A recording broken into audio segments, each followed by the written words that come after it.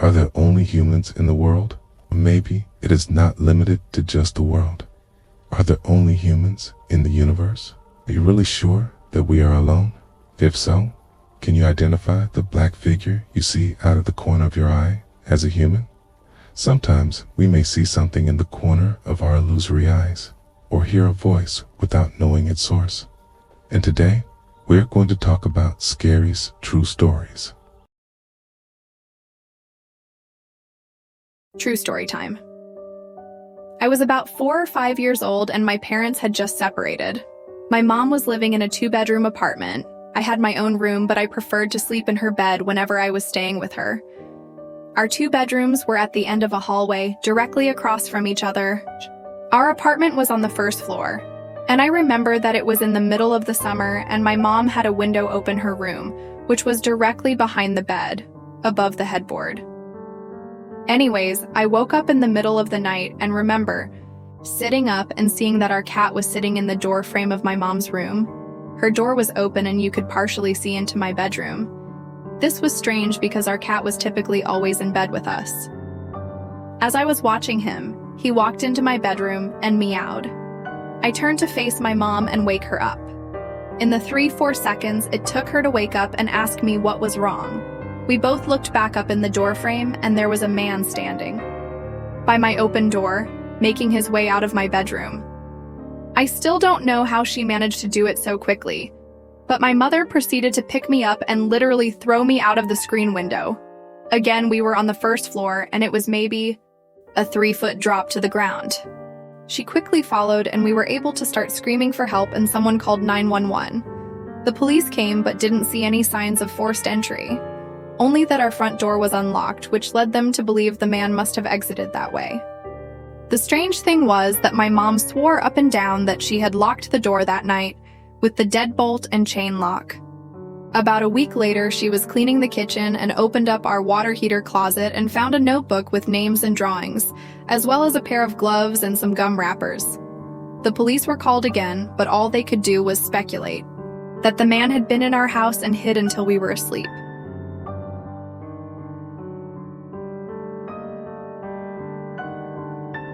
A terrifying but true story I experienced when I was 12. I moved to my dad's when I was 10 and didn't know anyone in the area, except for the family my dad was friends with. Single mom with 3 kids. Luckily, there was a girl a couple years older than me, 12 at the time I met her, and we got to know each other a little over a couple years. We weren't close, but ended up having the same friends. One night, my friend Rob was hanging out with her and her younger brother. They happened to be in the house alone because my friend's mom was at work, which is where this gets terrifying and sad. Her mother has been helping this one lady through her work and got to know her fairly well.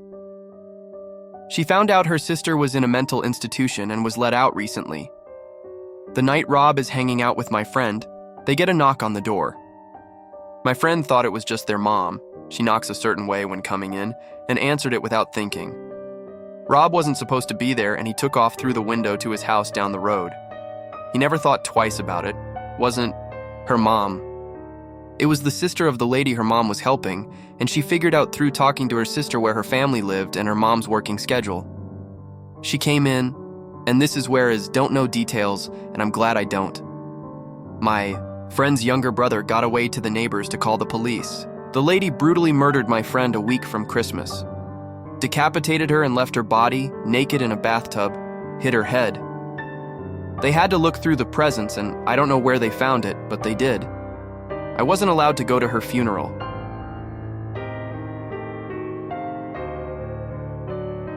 Alrighty, this is the late 80s, early 90s. I was around 6 to 7 years old. I am at home with my sister who was 14, 15 at the time. We grew up in a small Texas town. Everyone knows everybody. We are home alone this particular night, and my folks let my sister babysit me frequently. We always got along due to our age gap. Anyway, it is about 8 p.m. in the winter. Deserts get pretty damn cold, so it is dark, and we are in the common room, since that is where the TV was, watching 60 Minutes or 48 Hours or Hard Copy or some shit, those one-hour news pieces on CBS that chronicle large crimes in depth, trafficking, murders, kidnappings and the like. Basically a gritty Lifetime special. This one was a typical story. Guy next door that was quiet went on a rampage in his next door neighbor's house, mutilating them and kidnapping their young daughter. Well, the thing about our house common room is the door leading to the backyard was a large glass door on a wall of floor-to-ceiling windows. Nothing but blackness beyond it, unless you have the back light on. We did not. The front door is on the other side of the room with a small entryway. This is a solid door, so you cannot see what is beyond it, with a glass storm door on the outside of it. About 45 minutes into the show, they are talking about the ongoing manhunt for this crazy guy, and bam, bam, bam, front door bangs like crazy. We jump the fuck up and scream like banshees. Dead silence now. The only lights on in the house are the kitchen down the hall from the common room we were in, and the light from the TV. We start thinking something on the porch. We had some planters, and a rocking chair out there had simply blown against the door. This was West Texas, crazy strong winds out that way. Well, a minute or two of silence, and us holding each other post-adrenaline overdose passes. Just when we are about to declare everything is safe, we hear the storm door on the outside of our front door close. Fuck. Someone had to have opened that door to be able to bang on the front door like that. Shit. We are both frozen in the middle of the room on the floor where we had been watching TV. My sister crawls over to the TV and turns it off. It was an old TV, so you had to turn that metal dial to switch it off, which it does with a mildly loud thunk. Now it is just us in a room dimly lit by the kitchen light down the hall. I do not remember how much time passed with my frozen and my sister still crouched by the now off TV, but we kept making eye contact, then looking at the front door. I remember this part vividly. I'm on my knees sitting on my feet and I turn around to look at the back wall of windows and glass door. We hear and I see the back door knob turn. It was locked on the knob but not deadbolted. It rattles slightly, as if someone is gently trying the handle. Neither of us make a sound, just held breath. Then, bam, bam, bam, bam, loud as all hell someone is. Trying to force the door open, just jerking it back and forth. The whole wall of windows is vibrating violently, and I can see with each jerk of the door how my slight reflection gets fuzzy, then clear, then fuzzy. My sister flips her shit and screams bloody murder. I am still frozen on the floor. She gets up and basically drags me into her bedroom, slams the door, throws her mattress and anything she can in front of her door. Thankfully, she had remembered the phone, one of those ungodly heavy beige plastic long metal antenna portable phones. We still had to direct dial the sheriff there, and in her panic, didn't remember the number. She just hit redial on the phone. It was one of her friends, and she tells them in broken gasps that someone is trying to get into our house and needs to get there right fucking now. The profanity sticks out here more than anything else. Who knows, young brain? I'm curled up on the floor and cannot stop shaking. We don't hear anything else until we see the headlights of my sister's friend and her parents driving up to the house. We never did find out who was at the door or why. There were no signs of anything happening but a couple of scuff marks on the bottom of the back door that we could not remember if they were there beforehand or not. Nothing like that has happened to me or her since, but for damn sure we never forget to lock a door. After that,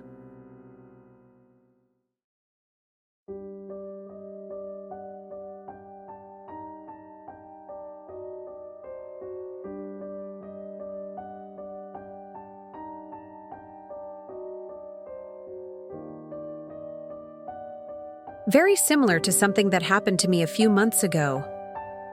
I'm a girl, and I live in a pretty big old house with 5 Navy guys. My room is by itself out in the detached garage. So one night I'm sleeping out there, and in my dream, I assume, I'm hearing this loud rattling noise. I slowly start waking up, but I feel pretty out of it. I open my eyes and look around, and the noise continues.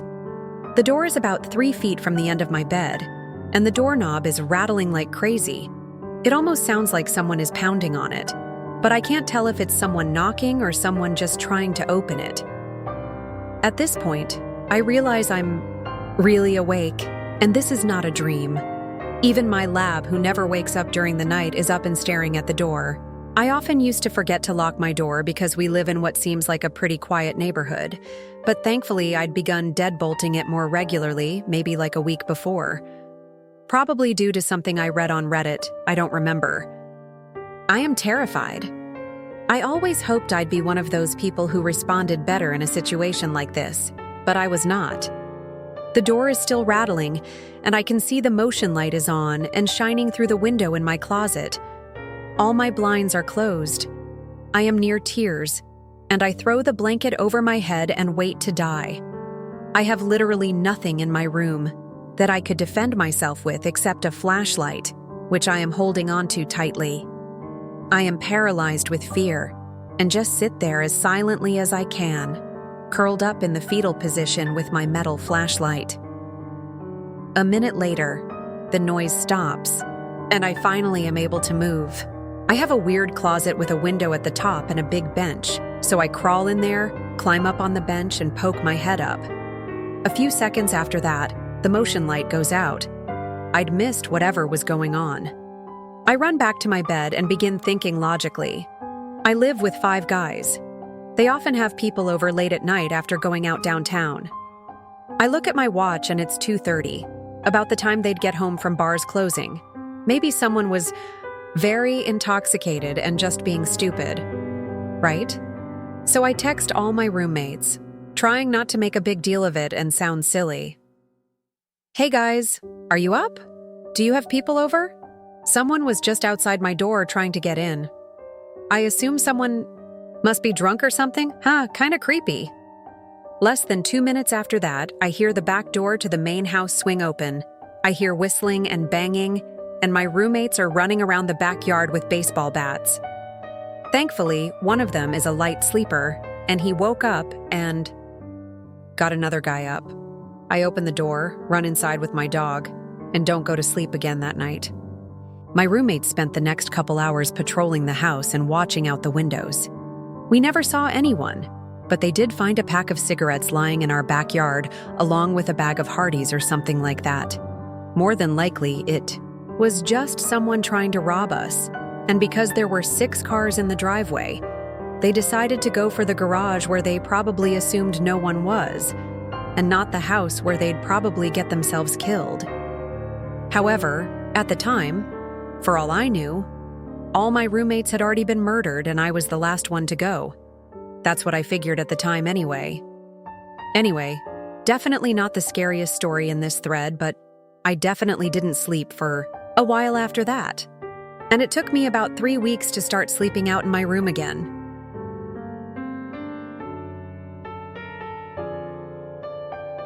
Scary, but kind of unsettling. I moved to Montreal and got a new Canadian phone number. Over the next 8 months, I get texts and calls from French people at strange hours of the day asking for Nina. Several times a month, on an April morning while I was in bed, I get a call from a withheld number from some French woman asking for Nina. Apparently, she was with Montreal police. And Nina had been missing for over a year. Good fucking going Fido. I sent an inquiry to the Montreal police website a few days later asking if there's anything I should know about this missing Nina. A few weeks later, I got a response that basically said, yes, Nina's missing, but we can't say anything else. I searched missing persons in Quebec, Montreal, and Canada, but I couldn't find any Nina missing within the last year.